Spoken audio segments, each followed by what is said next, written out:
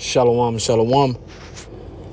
Shalom, shalom. First and foremost, giving infinite praises, glory, and honor unto Yahweh, Ba'ashem Yahshua, Ba'ashem Hakodash.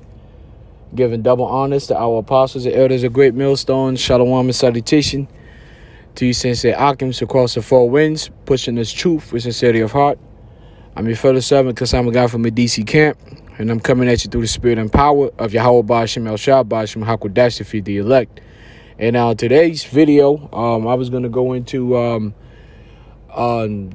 this, well, it's prophecy. It's going into prophecy. It's going into some urgent times and certain things to look forward to. Pretty bad things, pretty horrible, horrific things that we getting ready to witness. I believe this fall, going into the winter.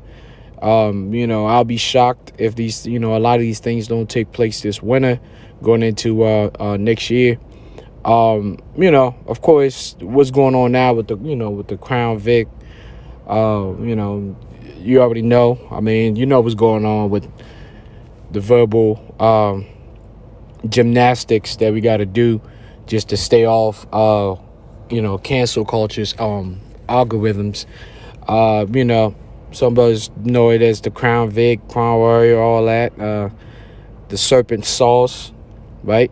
So basically, I want to go over the Center for Disease Control and Prevention, and I want to go into Operation Shield approach, and I believe that that's the operation that's it's gonna go alpha. Alpha means operational, because you have something that's called beta.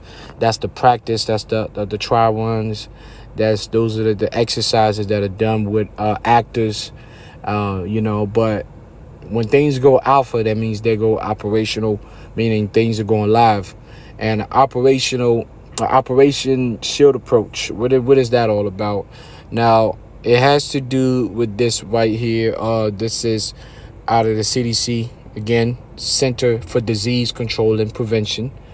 It says operational considerations for humanitarian settings. Codename Shield Approach. Just look it up. Look up Operation Shield Approach. Is going down in Australia right now as we speak. But that operation is meant to be worldwide, and eventually, I believe that operation will take place here in these United States as well, aka the Virgin Daughter of Babylon. When things starts to collapse and diseases starts to run wild and people start dropping dead, I believe that this is gonna be established. So it says this document presents considerations from, and this was updated July 26, 2020. It says this document presents considerations from the perspective of the U.S. Centers for Disease Control and Prevention, CDC, for implementing the shielding approach in humanitarian settings as outlined in guidance documents focused on camps. Okay, let me read that again. For implementing the shielding approach in humanitarian settings as outlined in guidance documents focused on camps, displaced populations in low resource settings. This approach has never been documented and has raised questions and concerns amongst humanitarian partners who support responsive activities in these settings. The purpose of this document is to highlight potential implementation challenges of the shielding approach from CDC's perspective and guide thinking around implementation in the absence of empirical data.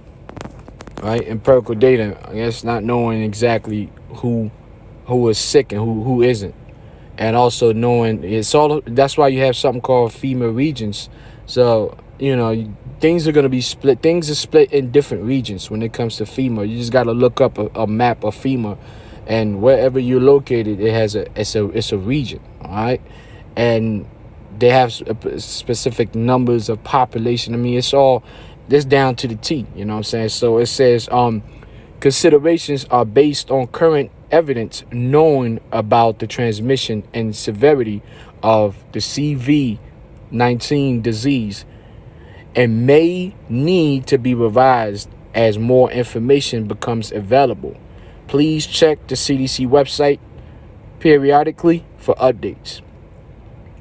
What is the shielding approach? The shielding approach aims to reduce the number of severe CV-19 cases by limiting contact between individuals at higher risk of developing severe disease, high risk, and the general population, low risk.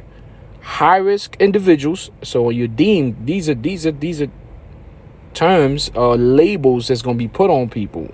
And let's just say if you haven't been registered as having taken that sweet savory sauce of the sweet savory serpent sauce, you're gonna be labeled as high risk. And it says, I'm gonna read it again. It says high risk and the general population low risk, because the general population will be registered as having taken the sauce. Okay, so they're gonna be low risk. It says high risk individuals will be temporarily relocated to safe or green zones. I like that, green zones. Safe or green zones, aka camps, established at the household, neighborhood, camp / sector or community level, depending on the context and setting. They will have minimal contact with family members and other low-risk residents. Segregation. Current evidence indicates that older adults and people of any age who have serious underlying medical conditions are at higher risk for a severe illness from CV-19. In most humanitarian settings, older population groups make up a small percentage of the total population. For this reason, the shielding approach suggests physically separating high-risk individuals from the general population to prioritize the use of the limited available resources and avoid implementing long-term containment measures among the general population. So not long-term, but at least you're going to do it short-term containment. There was a series that came up on Netflix. I believe it's still on there. The title of the series was called Containment. You should look that up, because this is what they're talking about. Okay, this is what the CDC is talking about. It's not a joke. This is serious. This is an actual document. All right, and this is what they do. That's why they call this Center of Disease Control and Prevention. Okay, and having institutions, camps, locations where you can quarantine individuals is not a conspiracy theory. It's what they should, according to what the institution is, they allow lawfully to do this. If things get out of hand, you will be physically separated from family members. You will be quarantined. You will be segregated, and that is part of what they do. It's not no conspiracy about it. That's just what they do, right? It says, and they wouldn't do that if that wasn't. That's why they're the Center of Disease Control. Now, it's for you to ask yourself, how is that going to affect you and your family and your lifestyle and your living conditions? And then for the ones of us that are spiritual, it's for us to look at this and look at the scriptures and be like, hold up. This sounds like something that the scripture has spoke about. Prophecy, the things that will go down in the last days. Okay? And that's why the prophets of the Lord dig these things up through the Spirit to bring this out, to warn the elect out of the nation of Israel, so-called Negroes, Hispanics, and Native Americans. You have to understand, the devil, Edom, Esau, does not make a evil or wicked move unless he's already documented a law that justifies his actions. The devil is not like simple-headed Negroes, spicks, and wetbacks that just do dumb shit, just for the sake of it.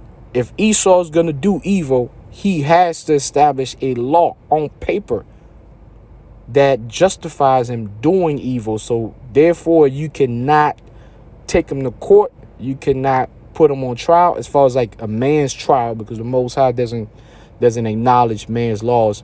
So I'm talking about just amongst men. Other nations, so that other nations can't put him on trial, because he will show proof that this is law.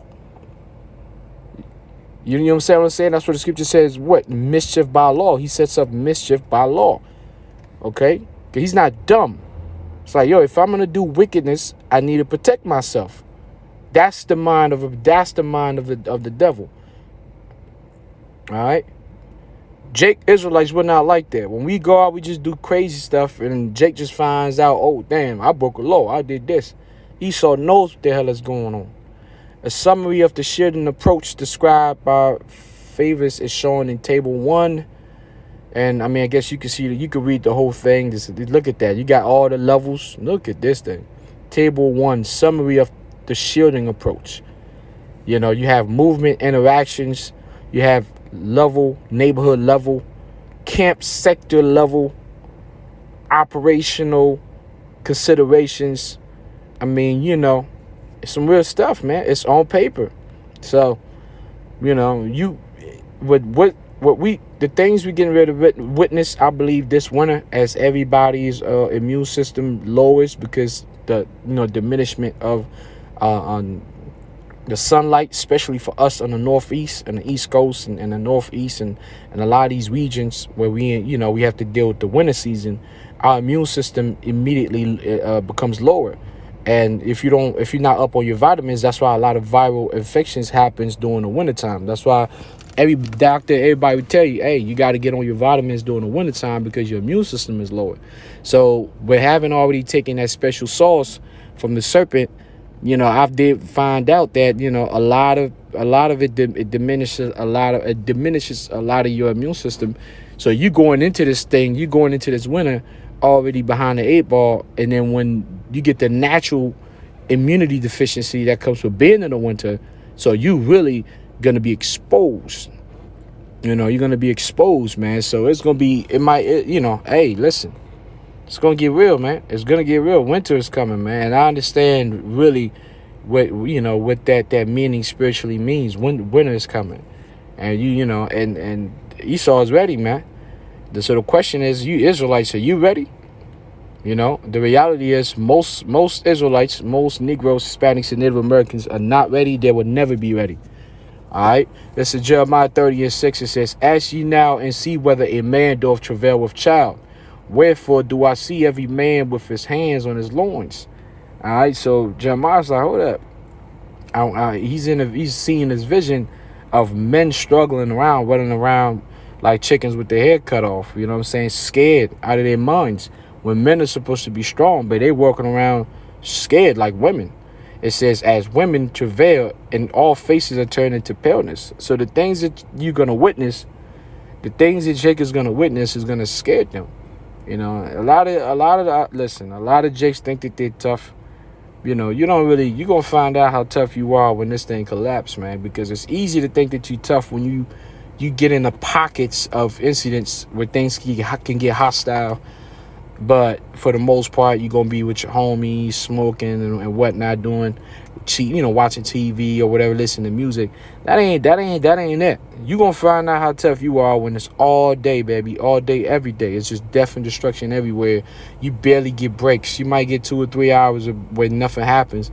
And then you get a straight 10 hours of just all out hell and death and martial law and all that. That's when you're really going to find out what you're made out of. And only the men of the Lord are going to have the spiritual, mental stability to endure the things that's getting ready to take place. Okay? Verse 7. Alas, for that day is great, so that none is like it. It is even the time of Jacob's trouble, but he shall be saved out of it. The he that's going to be saved is talking about the election, 144,000 and the remaining of the 1/3, which is the minority. The majority, okay, they gonna be out of there, man. In different ways, but they're gonna be out of there, man. And that's just a fact. And this is Jeremiah Jeremiah chapter 16, and look at the subtitle, Distress is Foretold. And that's what we doing. As prophets, we've always done this. We've always foretold distresses, especially the distress that's coming upon the nation of Israel. That's why we adamant. That's why we can't stop, because we didn't stop in the past. We ain't gonna stop now. This is the most important time in the history of humankind, in the history of the nation of Israel.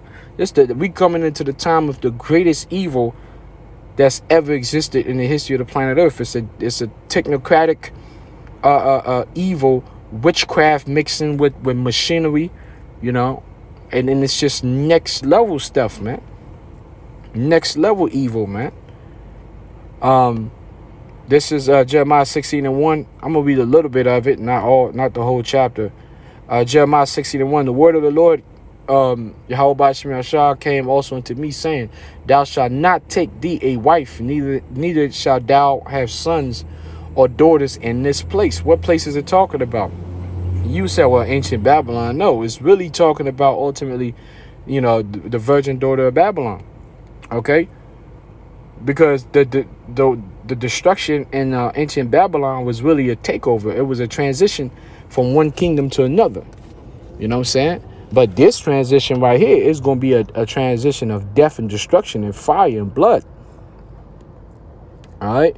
It says, for thus saith the Lord concerning the sons and concerning the daughters that are born in this place, and concerning their mothers that bare them, and concerning their fathers that begat them in this land.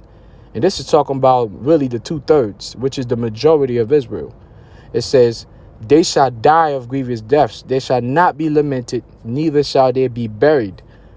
Right? They're going to be tossed up in plastic coffins, because that's what you do. They're going to be bumped up in a lot of places, because when bodies start to decay and all that other stuff, man, like, you got to burn those things, man. And we going into times where it ain't going to be no funeral. Ain't going to be none of that. Your body going to be slung around like a dog. You're going to have vultures going to have they're going to have feast. I seen 2 vultures the other day, man. There's some big old birds, man. Some big old ugly birds that I seen by the trash can. I seen the size of them. I was like, God damn, man. You know what I'm saying? It's some really nasty looking fowls right there, man. Verse 4 says, they shall die of grievous death. They shall not be lamented, neither shall they be buried. But they shall be as dung upon the face of the earth, and they shall be consumed by the sword and by famine, and their carcasses shall be meat for the fowls, there you go, of the heaven, and for the beasts of the earth. For thus saith the Lord, enter not into the house of mourning, neither go to lament, nor bemoan them, for I have taken away my peace from this people. And that's talking about the majority of you Israelites, man. The Most High has taken his peace away from you, man. And it's time to pay the piper, man. It's time to meet thy maker. All right. It says, for I have taken away my peace from this people, saith the Lord, even loving kindness and mercies. Both the great and the small shall die in this land. They shall not be buried. Don't think that because your everyday idol is super so-called idol, superstar, and all this, man. They're all Israelites. They may be great in the sight of men, but in the sight of Yahweh Shemel Shah, ain't no difference between a nigga like Jay-Z and a grimy nigga off the block. They're both gonna die horrible deaths, according to the scriptures, because they're Israelites and they need to be judged. You know what I'm saying? That's just the reality. That's what makes it so scary, man. It says, both the great and the small shall die in this land. They shall not be buried, neither shall men lament for them, nor cut themselves, nor make themselves bald for them. Neither shall men tear themselves for them in mourning, to comfort them for the dead. Neither shall men give them the cup of consolation to drink for their father or for their mothers. I mean, you could go on and on and on. Jeremiah goes in, you know what I'm saying? He goes in depth into the destruction that's coming, man. So you get the picture. You get the picture. And this is for the elect, 144,000, the 1/3. This is, when these things starts to happen. Psalms 91:2. I will say of the Lord Yahweh Shemel Shah, he is my refuge and my fortress, my power. In him will I trust. Surely he shall deliver thee from the snare of the fowler. The fowler is Edom Esau. All right. Edom Esau, the devil that the Bible speaks of. It says, and from the noisome pestilence. The noisome pestilence, that's ultimately the ultimate judgment, which is the thermonuclear missiles. All right. It says, he shall cover thee with his feathers, and under his wings shall thou trust. All right. So the feathers and wings is talking about protection, spiritual powers, and also, the return of that connection with our brothers, the mighty men, the celestial beings called the angels. Their presence are going to be felt in this realm like it used to be felt back in the ancient times, man. And we can't wait for that. We can't wait for that, man. With those majestic spiritual wings, the appearance of the angels in critical moments, man, we can't wait for that, man. It's going to be a sight to see, man. It says, verse 4, he shall cover thee with his feathers, and under his wings shalt thou trust. His truth shall be thy shield and buckler. And that's the thing. Somebody said, well, damn, what's going to happen to y'all? What's going to happen to you? You talking about all of this death and destruction. The scripture just said, the fact that I'm speaking the truth, the fact that we're speaking the truth, that's going to stand as our shield and buckler. So we're going to be all right. The Most High going to make sure we good, because we dedicated our lives and existence to this truth. And we dealt with the struggle, the ups and downs, you know what I'm saying, the trials and tribulations, the stuff that Israel is not privy to, man. The life of a prophet is one of the hardest things, man, that you could ever go through, man. I'm just keeping a buck, man. Like, this one of the hardest. Man, listen, man, you get tried on every single level, man. Things it's just out of this world, man. But yet it's the most amazing yet crazy experience, you know. But we deal with that for the sake of Yahweh Shem Yahushua and the elect. We accept that. We accept our destiny. You know what I'm saying? And it says, he shall cover thee with his feathers, and under his wings thou shalt trust. Shalt thou trust. His truth shall be thy shield and buckler. Thou shalt not be afraid for the terror by night, nor for the arrow that fly by day, nor for the pestilence that walketh in darkness, nor for the destruction that wasteth in noonday. 1,000 shall fall at thy side, and 10,000 at thy right hand, but it shall not come nigh thee. So you have to believe that. You have to believe that you're part of those souls. Why? Because you've been listening. Your life has been changed, you know, by Yahweh Shem Yahushua. You've been listening. You've been doing, you know, right according to Yahweh Shem Yahushua to the best of your ability. You know you're no longer the same person you were prior to being in the truth. That means you are potentially most likely one of those souls that will be taken care of. So therefore, don't worry, but do understand that you cannot lose your shit when you see the remaining of your so-called family members fall in the category of 2/3 that will be put to death. You cannot lose your mind. You know, you just got to suck it up and eat it and understand that it's for the betterment of the entire nation moving forward. A lot of us have to stay back, man. You can't move forward with a lot of these niggas, spicks, and wetbacks. That's just facts. And I'm going to stop right there, man. Hopefully, you know, you was edified, definitely warned. You know, we always going to blow the trumpet through the spirit. Double honors to our apostles and elders of great millstone. Shalom salutation to you, Sensei Akims. Across the four winds, pushing this truth for sincerity of heart. Kasama God from the DC camp saying shalom.